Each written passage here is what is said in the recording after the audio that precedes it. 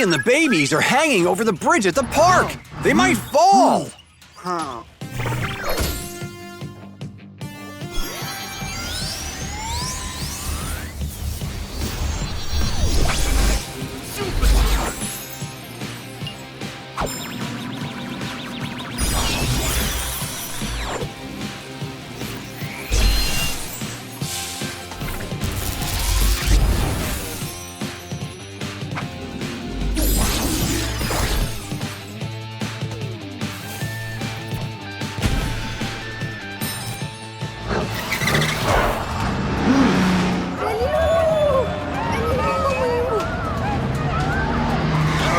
Lily, Super Truck is here to save you.